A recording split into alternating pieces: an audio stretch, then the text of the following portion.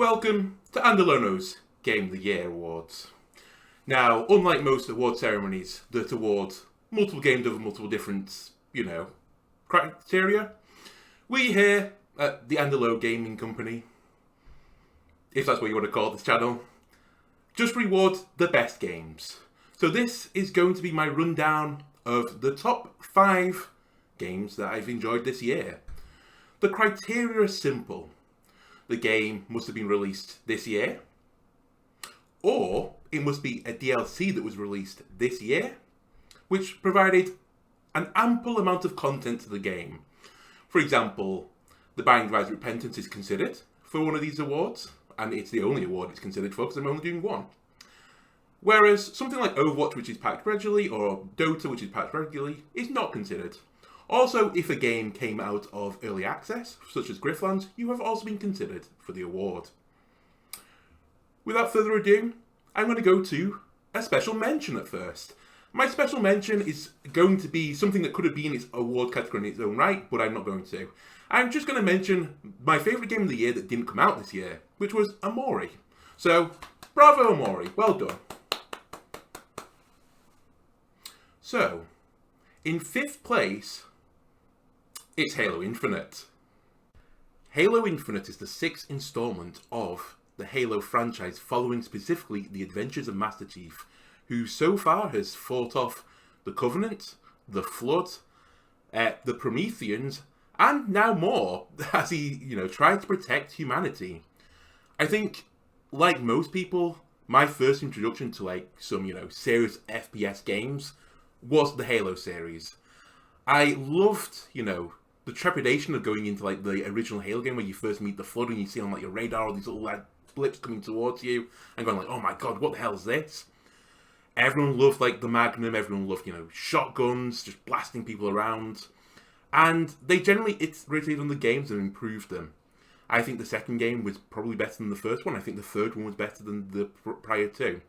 Then, I think there's then some angst for the series, and sometimes rightly so. Personally, I think the 4th game was also pretty fine, but definitely they struggled on the 5th game. So I think people were really on the fence about where Halo Infinite was going to go. 343 Industries spent more time developing this game, and you can tell they put a lot of love into this game. And I think a lot of people were worried. It's is this just going to move further away from the Halo model and go to more a COD-like game, maybe, for example? Or is it going to go back to its old ways? Well, I can tell you now, it did neither. It's kind of taken some token gestures from the original games and a little nod for people. Some of the structures are beautiful. They're clearly designed around previous structures from the first and second games. And I love that. But they've then added some new little features. And this is just in the environment. In addition to this, the gameplay is fantastic. It's so smooth. I love the environment. Number 1, though, the grappling hook is fantastic. As soon as I saw it, I was oh, is this alright? This is a pretty extreme thing. And I saw it in the videos, the trailers for the video. He's got a grappling hook. It's is this going to be okay? Is this going to feel weird? No. It feels like Master Chief should have always had a grappling hook. The mobility provides, the ability to do cool things. It just enables you to feel cool. And you know what? If a game can make me, a 32-year-old scientist, look cool, I'm going to take that. Just lovely things like grappling a plasma canister, pulling it towards you, lobbing it at a brute or something, he blows up, then you grapple hook again because it comes back onto cooldown pretty quickly, even before you get the upgrade, which you can upgrade it to go faster, to turn back faster, and so you can reuse it. You can grapple a gun, you get a gun, headshot a grunt, and it leads you to these smooth, elegant plays. So far as well, and I have to be completely open and honest with you here, I haven't completed the game, so I am giving this review on the campaign, and I'm going to just clarify, this is mainly on campaign and gameplay. And the story so far has been fantastic. I enjoyed Weapon. I've got a bit further ahead than, I've put on the channel, but I was happy enough to slot this in at number 5. It's just a beautiful game. I like the sandbox aspect. I think it had the potential to, really fall flat on its face.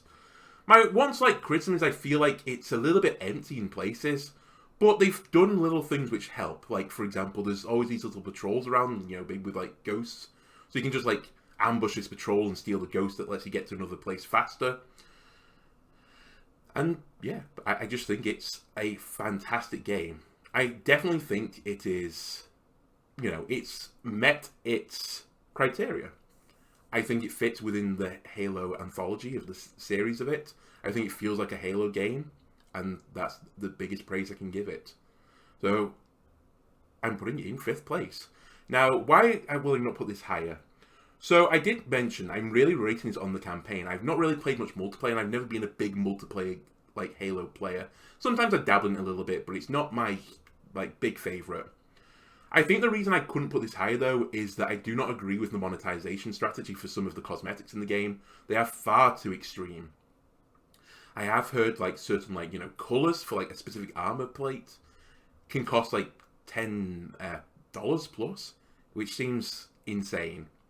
There are ways inside the campaign, to unlock some of these cosmetics, though, so that you can play them. And personally, I'm not a big cosmetic person, so it doesn't really bother me, but I can see how it can entrap others. And it makes me a little bit worried that if you're going to monetize on the cosmetics, I don't know if you should be able to monetize on the game as well. Like, you're having your cake and eating it at that point. But as I said, I'm going to judge it on the campaign alone. I think it's smooth, it's elegant, it makes me laugh. Like, the little bit of humor in the thing. Some of the lines where it nods on to, like, Master Chief going like, yeah, it's never easy. Whereas I mentioned in the game before, and it's like just little nods back to the previous games. I love it. Chef kiss. That was a good game, wasn't it, Smilly? Was that your favourite of the year? Halo Infinite? Was that your favourite game?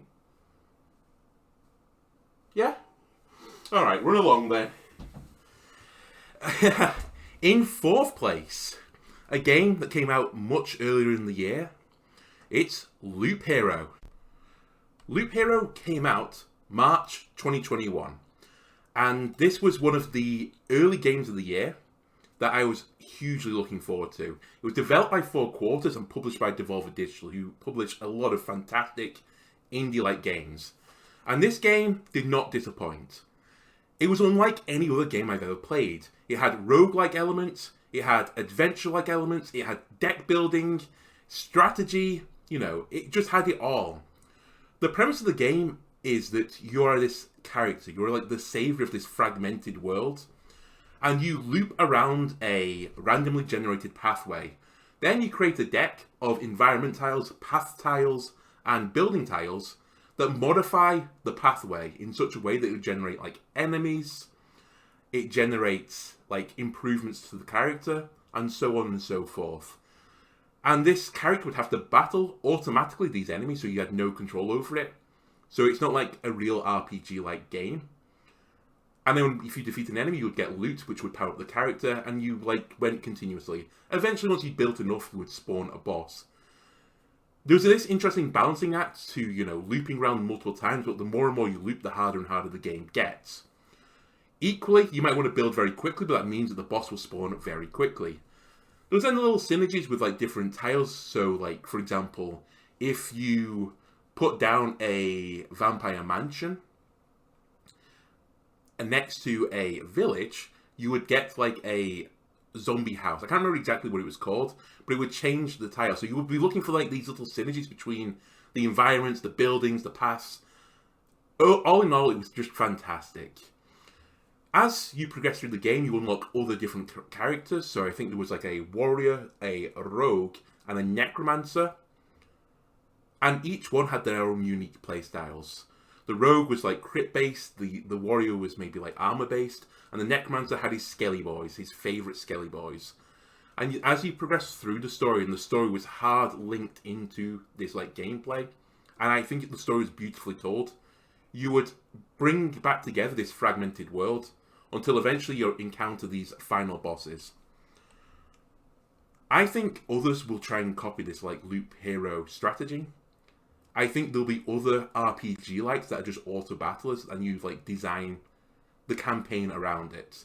And for that reason, Loop Hero is my number 4 game of 2021.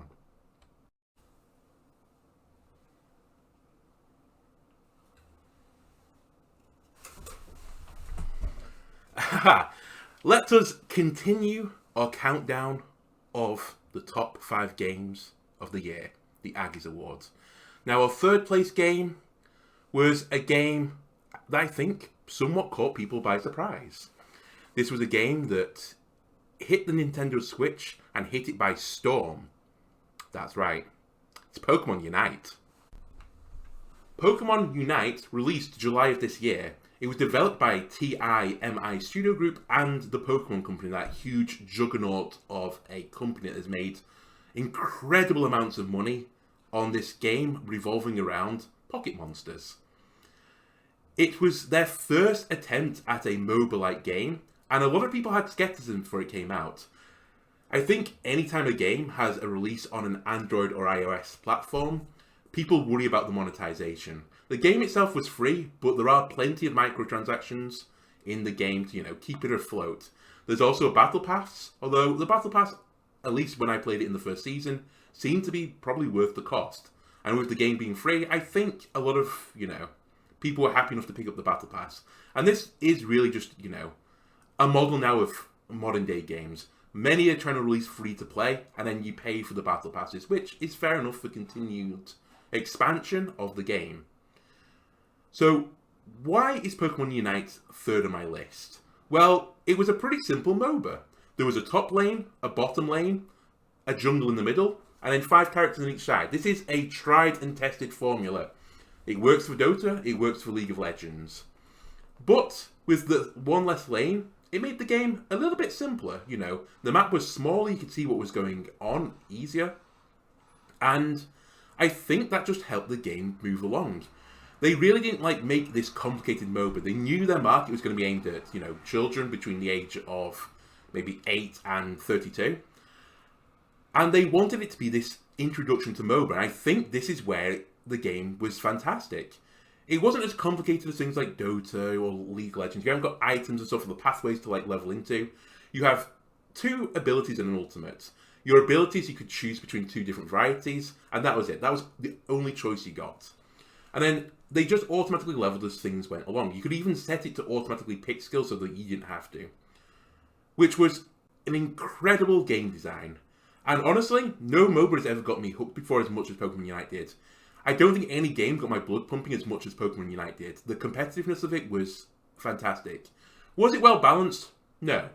But, like any other game which is competitive and, has multiple different characters, there's always going to be outliers. Some characters are a bit too weak, some characters are a bit too strong.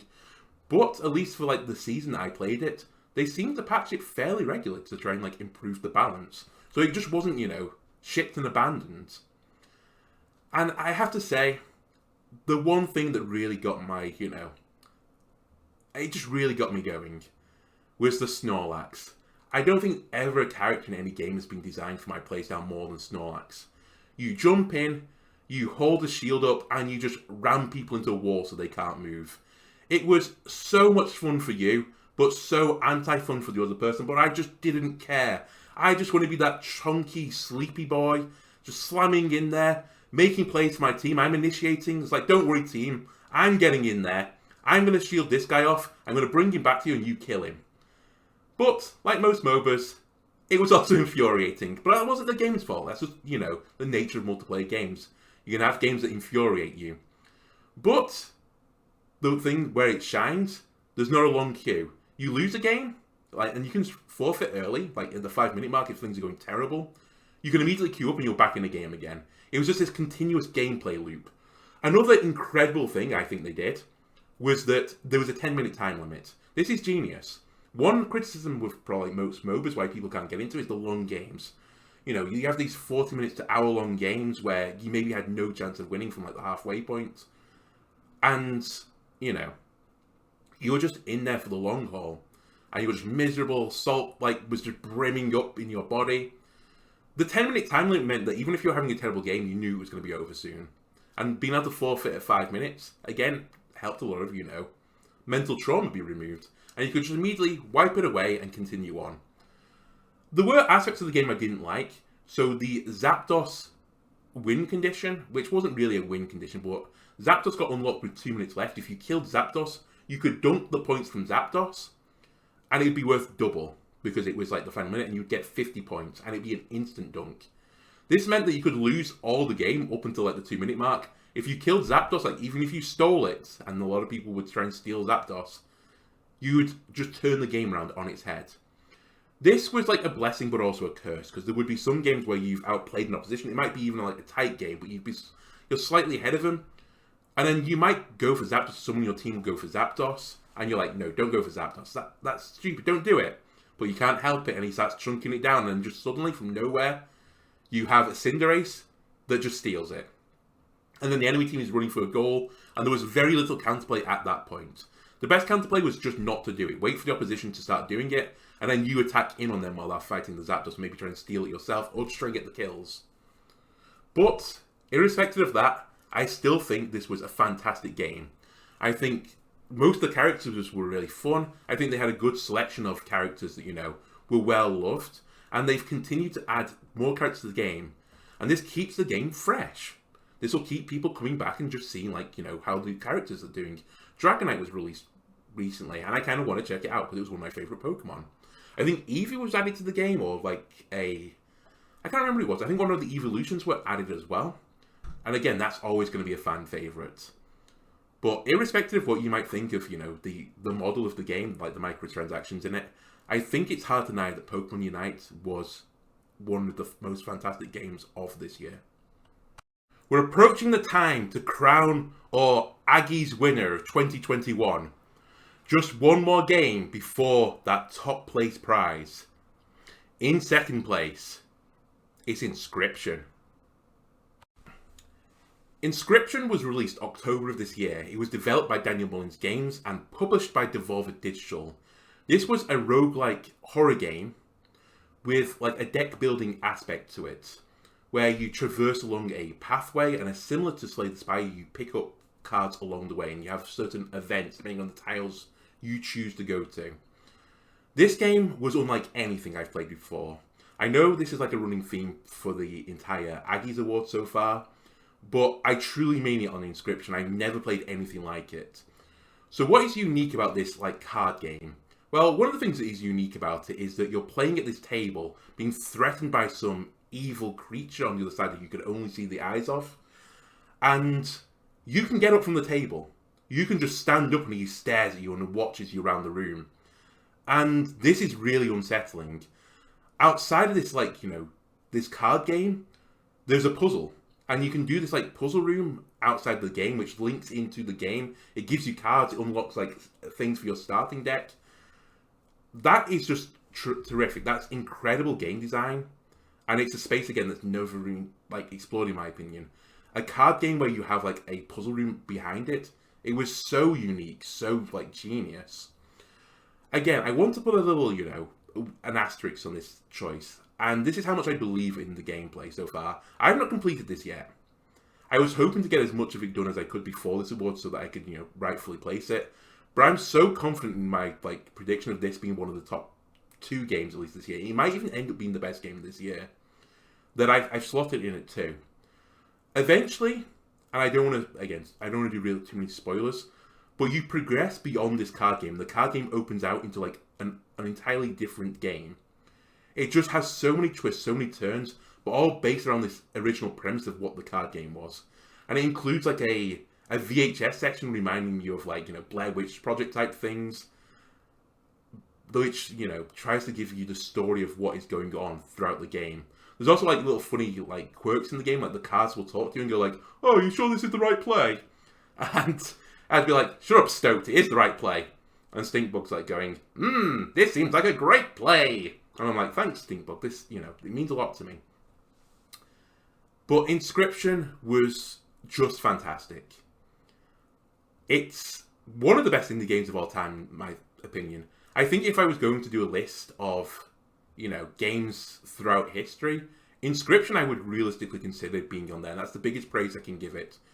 It came from nowhere for me. I didn't really hear about it. I didn't have any expectations of it, and it's blown me away. That's why Inscription is at number 2. Are you ready? I have the winner here. It's the moment you've all been waiting for. Who wins Aggies 2021? But really, there could only be one winner. A game that has brought me so much love and joy throughout of 2021. Released earlier in the first quarter of the year. That's right. The game is Valheim.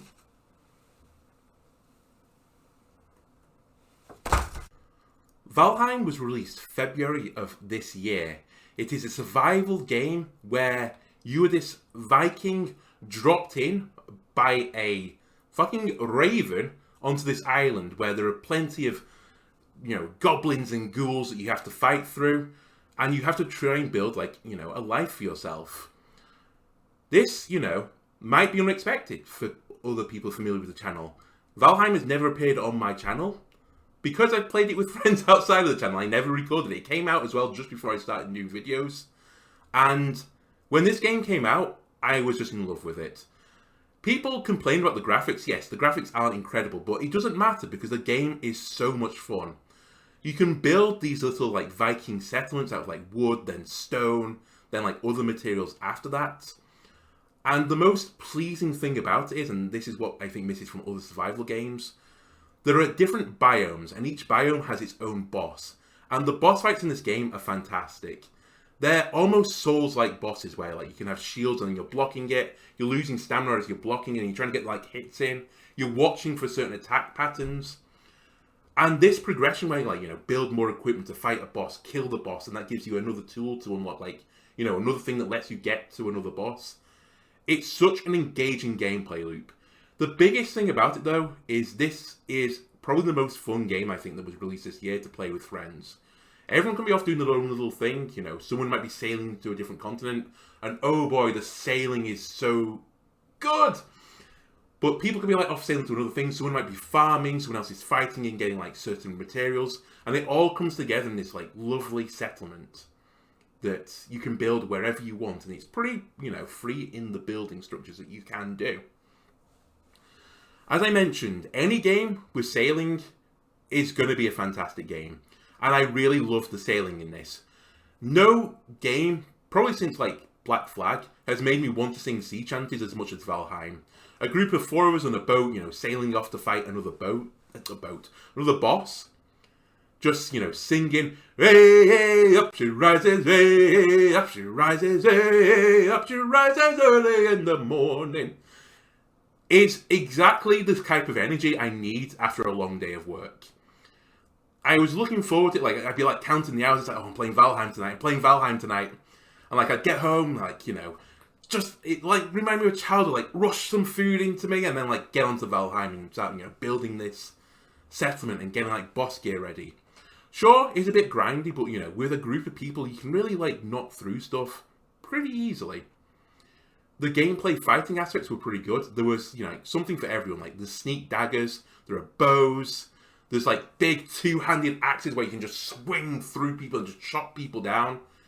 I just think it was genuinely fantastic. One of the other things I love about it for the future of this game is that it's still, I think, in early access. I don't think it's on full release yet. And they're still adding content to the game. There's enough content right now that I would highly recommend buying it and trying to play with a group of friends. I just thought this was incredible. Everything about it, I think, is just perfect. And for that reason, for the fact that, it warmed the cockles of this man's heart, that's my number one game. The winner of Aggies 2021, Valheim.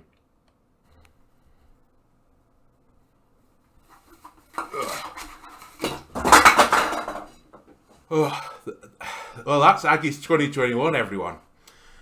Now, I know what a lot of people are going to be thinking, especially if people, have been following the channel for a while. Where is Isaac? You've recorded nearly, 250 episodes of Isaac this year. Well, Isaac was a fantastic game. If Isaac had come out, as it is, just as its own game this year, it would have been, number one, without a doubt. The DLC added so many good things. If you want to know where the DLC came on my list, it was in 6th place. So it just missed out of this top 5. I even nearly put it, as my top 6 games of the year. Other games I played a lot this year, if you want to like run down the tail end of the list, I'm just going to look over here. Super Road to Pets had 7, Poker Quest was 8, Back 4 Blood was 9, and Grifflands was 10. That's my top 10 games of this year in its full entirety. But I'm not going to, give a special shout out to each of these games. I'd just like to mention with Isaac, it had its problems.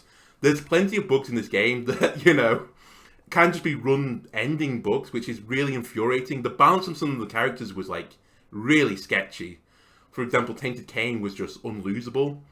Tainted Jacob was just awful to play as. Tainted Lazarus was equally bad. Tainted Eden's not particularly fun either. Tainted Lost is really hard, but I guess of my gripes to those characters, fair. And I think just because of the balance of some of these items and some of the changes I didn't quite agree with, I couldn't put it into my top 5. But it was straddling the line. It was definitely up there. It's been honestly a great year for games, I think. Well, that's going to do it for this episode. I'd just like to say a few more words. 2021 has been a difficult year for many people. It's honestly the heaping pile of, a turd of 2020, where COVID, dominated the news. It dominated everyone's lives. It's taken away loved ones from plenty of people. It's stopped people seeing, friends and family, and it's been incredibly difficult. The one, good thing, and this is very loose, I say good in, a very loose term, but one thing that has helped, I guess, is what I really mean from this, is that games can let you escape from, life. You can always log onto a game. A lot of people have internet now. You can play with friends on the internet. It's never been easier to connect to people online. And I just want to have a big shout out to all, game developers and the publishers and anyone working with games music design, art design, for continued making games. And I think year on year we keep seeing better and better games, and especially over COVID, where people have been forced to work from home, there's honestly been an entire flourishing of the indie community. There are some really fantastic indie games out there that some that didn't even make my list, and I think were just incredible games, interesting game designs. I keep mentioning it, Circadian Dice was a really interesting game design, which I didn't really get to check out too much. But I just want to, again, shout out and say thanks for, people making these games that people like me can play. Anyway, thanks a lot for watching Aggies 2021. And here is to a 2022 where hopefully things continue to get back to normality. Thank you for watching. Goodbye.